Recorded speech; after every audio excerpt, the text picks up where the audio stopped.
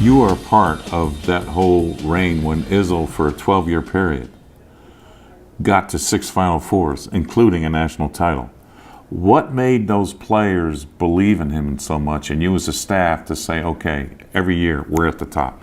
You know, the thing I always talk about, those 4 years going back with Tom, we never had a bad practice. Those guys loved to play. And practices were harder than the games during that stretch, and I think that's continued. Those guys believed in coaching, believed in what we were doing every day so much that we didn't even have to monitor, or they had built the culture, and it was every single day, and it was amazing to see. It was an unbelievable thing to be part of. For you to have that experience at Michigan State, and then to see what you did at Dayton, I mean, just built them into one of the best programs in the country. Obviously recruiting number one, and then knowing that you got Ohio State, knowing in Cincinnati there's two schools with Xavier in Cincinnati, but yet you come in and sell that and get these kids to believe and get it done. You know, it was a great product to sell. We caught a little bit of a break because there was during that stretch, there were some really good players right in the city, and we talked to them about doing something special in their hometown.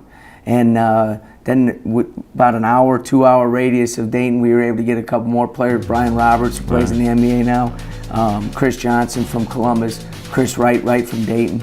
Those guys changed the program for us, and Oliver Purnell did an unbelievable job when he took over where Dayton was at the point. And then we just brought in some players that played unbelievably hard, unbelievably selfish. You know the program, you know the support dating back to Coach Donner. And those guys just took it to another level. You have been one of the best coaches in college basketball with graduation rates. 23 out of 23? Yeah. At Tech now? Yeah. And back to, obviously at Dayton. And I always felt this way. It's the school, the commitment, the coach, the support system, that everybody should be in that same position to have 100% graduation rate. Why have you taken that as a selling point from Dayton to Georgia Tech? It was big, you know, and it goes back, so many of these things, as you know, go back to when you started.